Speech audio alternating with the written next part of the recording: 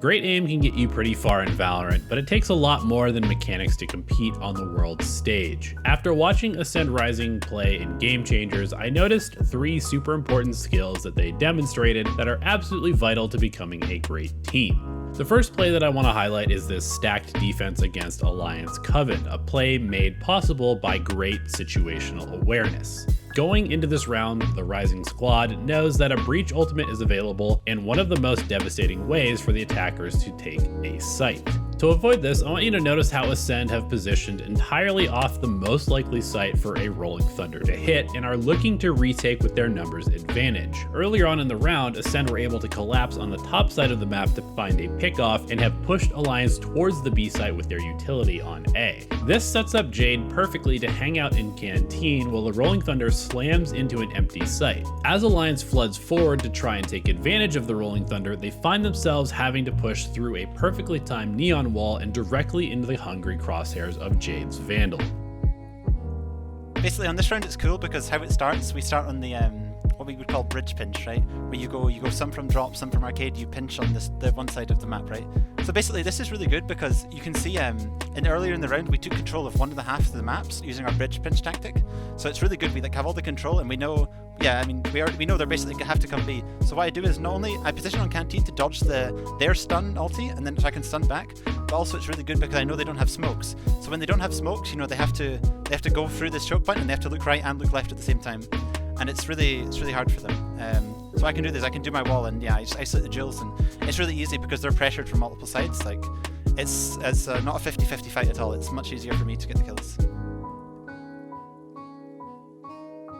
The second play I want to highlight brings us back to Fracture for another potential retake scenario with some excellent utility usage. We can see Alliance flooding onto the B site for what looks like a pretty easy spike plant. However, the positioning of Acend has set up for an incredibly fast retake scenario. Notice how Acend has 3 players holding passive angles to stop aggression into the middle of the map, which essentially fences Alliance into the site right where Acend wants them to be. Next, notice how Jade has used her neon wall to bypass the chamber trademark to get a very aggressive spot to collapse on the arcade side of B site. Once Jade makes contact with Alliance's Fade player, the perfect retake utility comes out. Jade slams a stun into tower at the exact same time as Amy drops an orbital strike into the same area. Combined with the smoke for B main to cut off any reinforcing fire from Alliance, the 2 Alliance players on site are stuck pushing into a stun and Jade's waiting arms, or forced to flood out of tower onto site with no cover to the Acend players holding from generator and Canteen. It's a clinically clean set of retake utility that punishes Alliance for playing in tower and not taking firm control of the site earlier.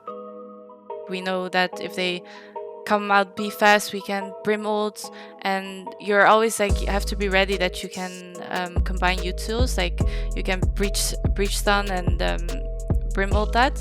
And we knew that they were tower, and I'm probably saying like I'm ulting tower, and then you see that Jade's reaction is that she stuns.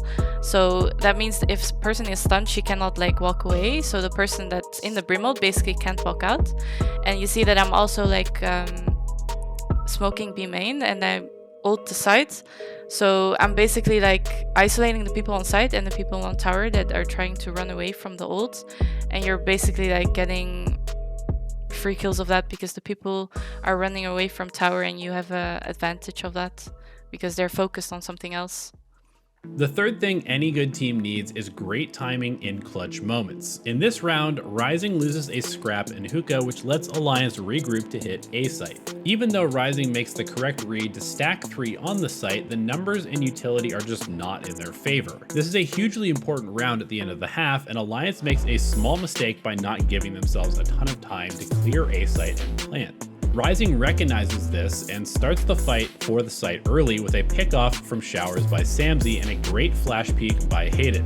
However, Alliance strikes back, trading their way to a 3v1 with just a few seconds left to plant the spike. The round seems to be in their hands, but let's rewind back a moment to watch Medica's perfect timing in action. As soon as Alliance begins their press onto A site, Medica sprints out of hookah on the flank, knowing that the attackers are pretty much committed to A.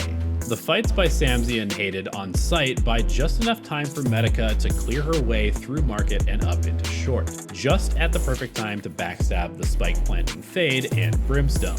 She then jump peeks to try and bait a shot out from Skye and almost overheats by swinging Skye without enough time for the spike to be planted. Luckily, Skye narrowly misses the kill, and Medica wisely tucks herself behind the box as time expires for the round victory. Yeah, so on this round, I think time was a big factor for us. After they pressured Hookah and also got a kill, of course we took the rotations to B, but we quickly noticed that they weren't committing on it, because obviously they would think we would have rotated off A. So they went to A, and well, we had Zamzi there, our anchor, and it was really good. She got a kill. During that, I decided to go on the flank to also get some extra info. I mean, the plan originally was to just kind of sandwich them, right? But even if they didn't get the kills, what they also did not, they were like 3 alive still. I had the perfect moment to clutch. They didn't know where I was. They thought I was coming from CT as well. And so I took my timing. I got 2, and then I kind of overheated, I guess. Well, I thought she was just gonna stick the bomb because there was such low time. But yeah, in the end, it worked out perfectly fine. So as you can see, while there were some nice shots that were hit, most of these plays had to do with factors outside of just pure aim, and shows why Acend Rising has been able to climb the ranks in the Game Changers circuit.